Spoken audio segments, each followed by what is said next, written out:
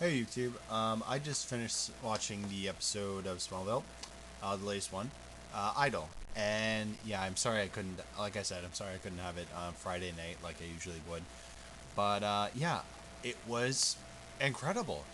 I, I'm gonna first of all say that I think that Smallville's gotten back on track compared to the last episode, Candor, and secondly, I wasn't able to watch the full episode as I've noticed that online.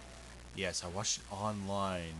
Um, I've noticed online that they don't post the last part for some reason, which really just sucks. I don't know why they do that. It's probably like a copyright thing. But then again, why would you upload the rest of it anyway? Anyway, I'm not going to get into detail with that. The point is, I saw the episode, and of course, here are my comments on it. Okay, and did miss the last part, but I saw the last scene, which was great. Okay, so the gist of the episode is Clark is finding out as the Blur that somebody is posing as him, and then he finds out it's not somebody. It's well, yeah, it is somebody. It's just two people. He thought it was one person, and that turns out to be the Wonder Twins. Now I know because of my last video, I had this big argument. Oh man, the Wonder Twins are just gonna be lame. Well, the Wonder Twins weren't lame. They were just weird. I can't really think of anything else to say regarding them. They were just weird. Like I said, they were probably gonna act like hippies. They didn't act like hippies. They kind of act like 80s potheads. That's how I'd have to describe them. You know, or 80s rocker potheads. I don't know. Especially like Jaina. Wow, she was just. I think she kind of reminds me of Chloe in the beginning of Smallville. You know, just somebody who doesn't look like an she shapeshifts on the show, so I'd say an animal out of her cage because that's how I think Smallville or Chloe kind of looked like at the beginning of Smallville. Anyway, so yeah.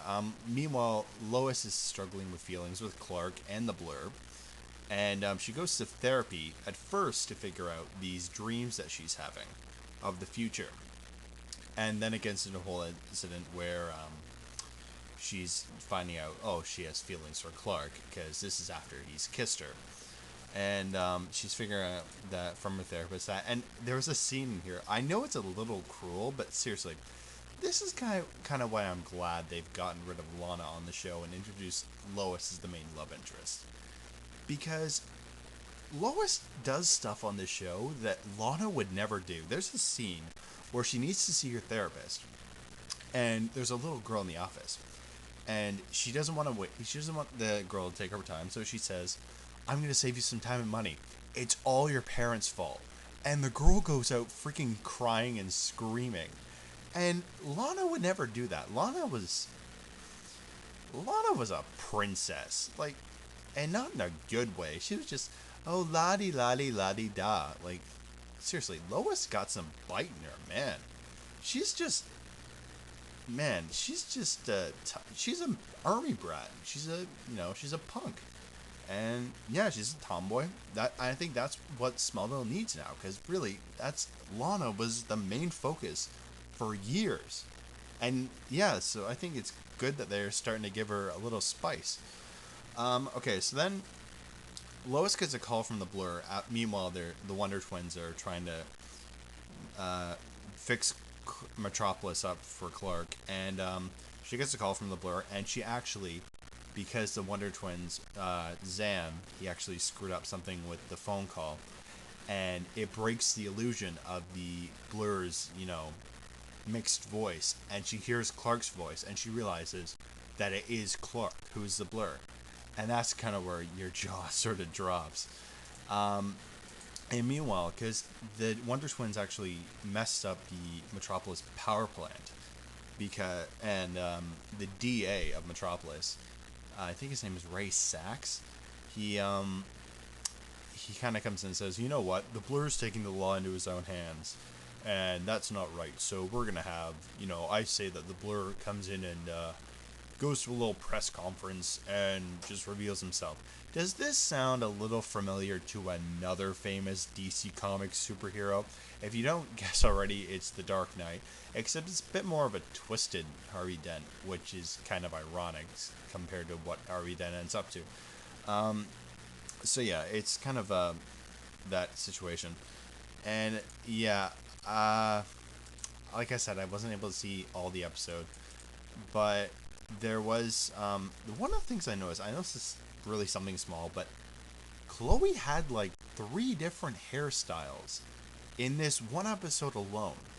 Like there was one scene where her hair was like kind of wavy or something, then it was just kind of like this, like just straight down, and the next it was just like wavy slash straight at the same time. You know, like I'm not a hair expert, but I was just like, seriously, isn't this all happening in like 1 or 2 days? Why is she changing her hair so much? So yeah, then Lois is trying to get Clark to talk about his secret, and he, of course, okay. If you've seen the episode Infamous, where Jimmy finds out that Clark is the Blur, or he gets the suspicion, it's kind of the same thing that happens here because Lois continues to badger him and go, I know your secret, just tell me. And then there's a little moment where Chloe saves Clark's butt and uses the Blur phone booth to make it look like, while Clark is standing right next to her, to prove that he isn't the Blur, or make her assume that. So yeah, the Wonder Twins come in, they save the day. And yeah, there wasn't really an introduction to the Wonder Twins. It's sort of like Aquaman when he got introduced. No, they didn't really confirm he was Atlantean. They didn't confirm he was a metahuman. It was just, I'm Aquaman. Hi, bye, And they never really answered that. It just made all these fish boy comments. And yeah, like I said, I didn't really get a lot of. I missed a big chunk of the last part, but I was able to see the last scene. And generally, during most of this episode, there was a lot of Clark and Lois, tension. But the last scene is where Clark tells her, I actually have been hiding a secret. And of course, he's lying. Because Clark I'm taking these glasses off for a reason. He says, I think he said something eyesight. Or he's got poor eyesight. And he dons the glasses. Yes, I'm clearly not wearing the Clark Kent glasses, but he puts them on. And it was just freaking awesome. And then Lois, pretty much, I guess this is sort of him definitely taking a double identity. And there was also, I looked online, and there apparently before this scene, there was like this Blur merchandise, like all this stuff with the S symbol on it, like a coffee mug.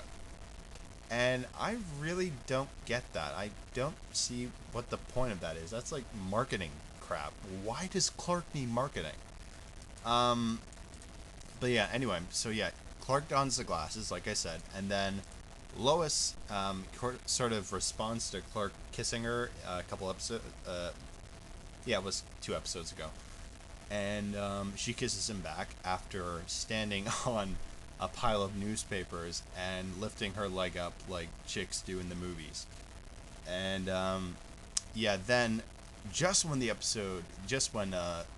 things are getting awesome between them, the Lois starts to have a seizure and flashes towards the future, where is where the next episode, Pandora, leads into. So yeah, that's pretty much it. I know I'm rushing with the plot points, but that's pretty much what I thought. I thought it was a good episode. Smallville's gotten back on track compared to Candor, which did have its good points, but not as many good points as the other ones. So yeah, that is what I thought, and I'm looking forward to Pandora. Alright, see you guys, bye.